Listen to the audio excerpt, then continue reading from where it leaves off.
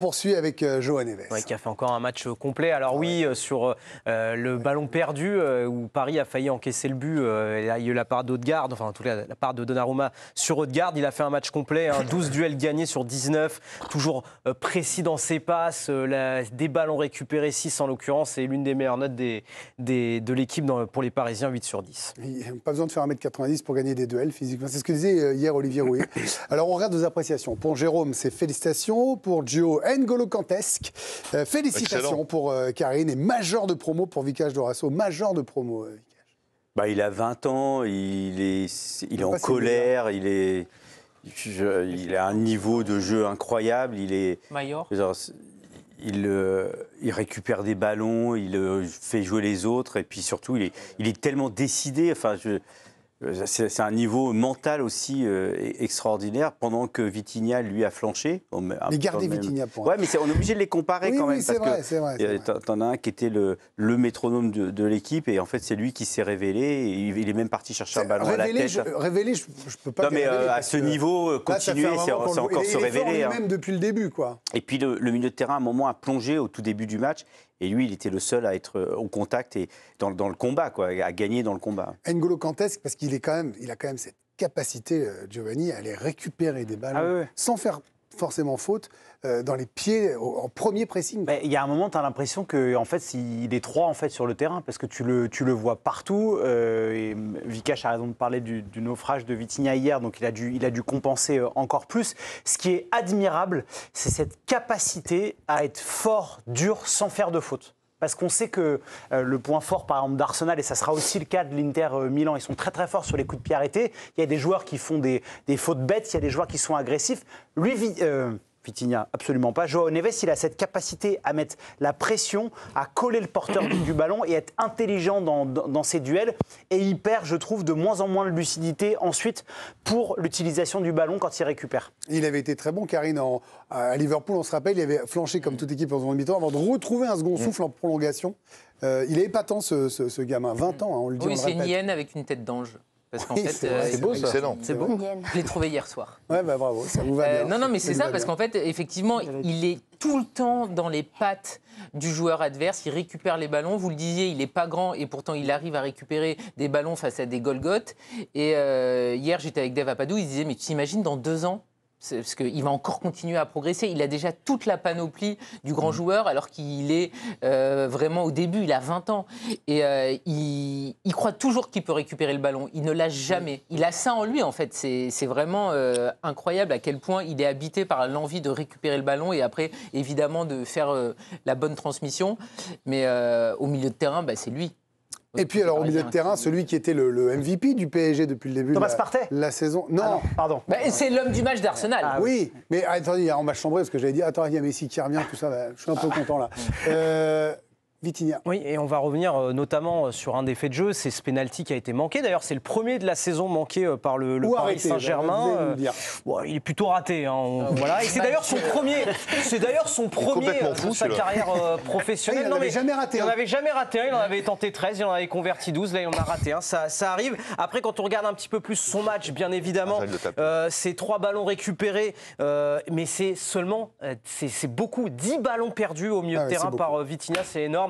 Et ça fait 2 matchs qu'il n'est pas bon en Ligue des Champions en phase d'élimination directe. Il y avait le retour face à Villa où il avait reçu la note de 3 sur 10. On vous a fait les notes de Vitinha sur les 5 derniers matchs en Ligue des Champions. Très bon à l'aller par contre. Très bon à l'aller. Et là, il est retombé dans ses travers, Vitinha. Alors, je ne sais pas si je vais lancer Johnny parce que de toute façon, il l'a pris en grippe. Alors, on va regarder ce que vous me dites. Travail sérieux pour Jérôme. Alors, vous voyez, vous allez faire le duel. Avertissement de conduite, peut mieux faire et redoublement. Non, mais Jérôme, on a le droit d'avoir un avis différent de Giovanni Castelli sur terrain. Un mot sur le penalty en 2 secondes. Oui. On accepte. Non. On accepte et on adore quand il les tire comme ça. Il faut accepter que parfois le gardien part pas. Et si le gardien part pas, parce que Raya joue très très bien le coup, si Raya part pas, t'as plus de force pour la mettre. C'est sa manière de tirer les pénaltys. Donc soit on adore et on dit tout le temps, c'est génial, mais on accepte aussi que parfois, t'as un gardien qui arrive à pas partir, parce que ne pas partir, c'est très dur. Oui. Donc quand le gardien arrive à ne pas partir, faut accepter que parfois il en ratera, mais il en mettra beaucoup plus que ce qu'il en ratera. Mais là, bravo à Raya. 12 sur 13. Parce que au niveau de l'intelligence du gardien sur Starella, Il est fabuleux. Il a dit non, je partirai pas. Vas-y, qu'est-ce que tu vas faire maintenant? Attends, moi, Oui, mais dans ce cas-là, c'est aussi à Vitinha d'attendre. C'est un combat, en fait. Parce que vu que Vitinha... Oui, mais les effectivement, gardiens, comme tu dis- 9 gardiens sur 10. Oui, mais Vitinha, comme tu dis, à chaque fois, il les met parce que le gardien est parti. Mais effectivement, il les angle jamais. Il va jamais chercher le poteau ou le petit filet. Il est pas fort, mais il est quand même un peu excentré, le penalty. L'arrêt, il est beau quand même. Il n'est pas sur lui quand même. Non, Il s'allonge quand alors, même. le terrain, pas vous du l'avez tout trouvé anglais, bon, son vous. penalty. Non, pas bon. J'y travaille sérieux, c'est pas pareil. Ouais, C'est-à-dire que même ça m'intéresse. même dans les jours où il est moins bon, et là je rejoins tout le plateau, j'ai trouvé volontaire quand même. Voilà, donc j'ai voulu souligner ça. Évidemment que si je mets une note, je ne mets pas la moyenne, mais je mets travail sérieux parce que pour moi, un joueur qui n'est pas bon, il doit garder un tout petit niveau moyen. Et quand même le tout petit niveau moyen. Voilà, c'est ça.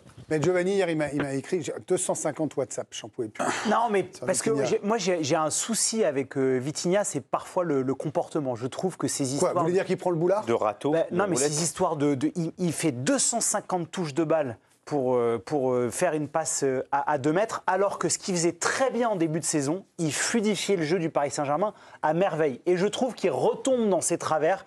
Il a des tonnes de touches superflues. Je prends par exemple le match à l'Emirates d'Ousmane Dembélé où il était vraiment numéro 10. C'est un dribbleur. Il a une autre qualité technique que Vitinha. Pas de touche superflue, il a fluidifié à merveille les attaques parisiennes et c'est son rôle. Je trouve qu'il se prend pour un autre joueur et ça ne lui va pas. Et attention, parce que ça va être primordial qu'il redevienne le Vitinha du début de 2025 pour la finale de Ligue des Champions face à Ou l'Inter. même celui de l'aller. Hein. Ça suffira sans doute à Luis Moi, je suis un peu Enrique. moins d'accord sur vous sur l'aller. Je trouve que Parce c'était que pour moyen. moi, il a eu 7.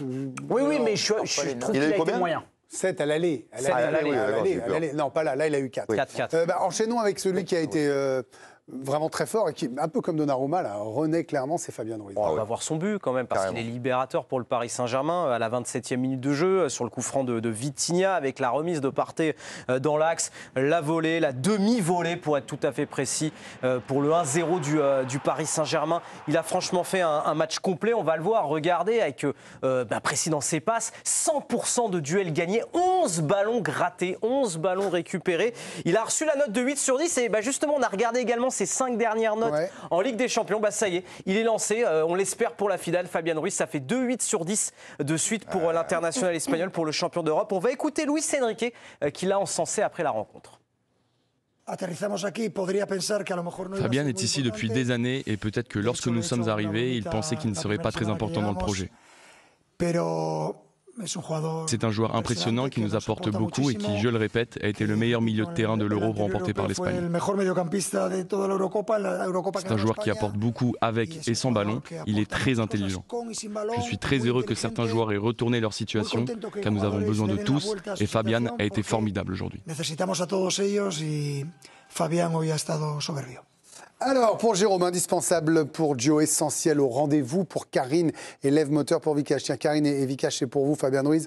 Au rendez-vous, Karine, quand ça compte, il est là, il met ce très beau but. Alors, certes, un peu dévié, mais enfin, la frappe est belle. Il a quand même une rage de toute façon dans sa frappe. Elle partait quand même très bien, même si effectivement Saliba. Les fleurs.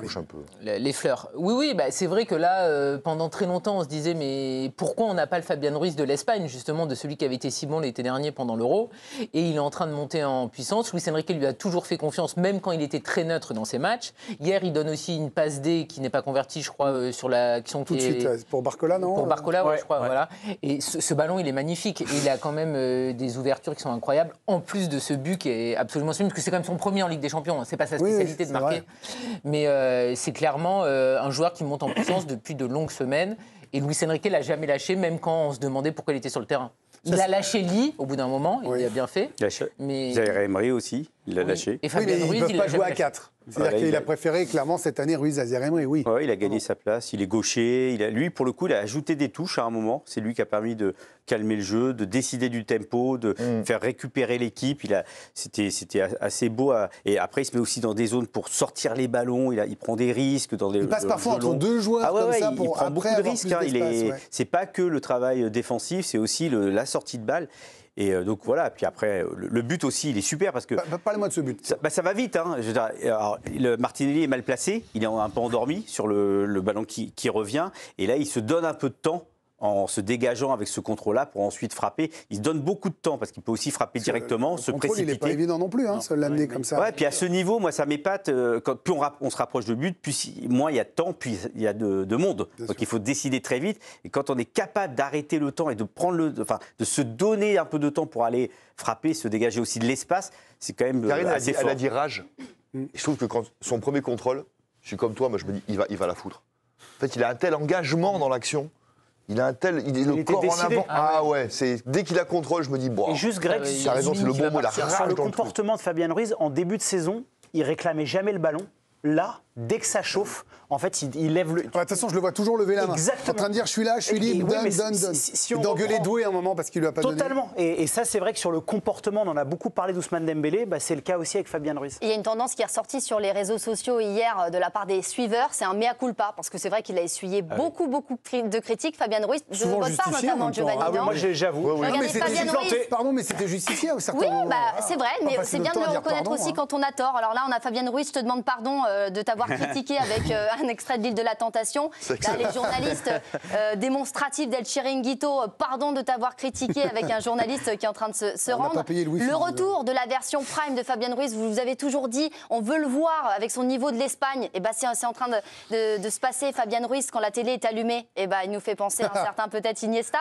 Et vous allez voir, monsieur Fabian Ruiz, qui est comparé à la reprise de volée de Zinedine Zidane. Oui, alors on va rester calme quand même. On part loin, mais pour vous dire à quel point hier il a soulevé beaucoup de passion et donc ce mea culpa de la part des suiveurs. On part de loin, mais là on va trop loin. C'est ça. Moi je veux dire, j'ai adoré son match, son but, tout ce que vous voulez. C'est deux buts différents. Mais voilà, le but de Zizou, non, on va rester vraiment très très calme les copains.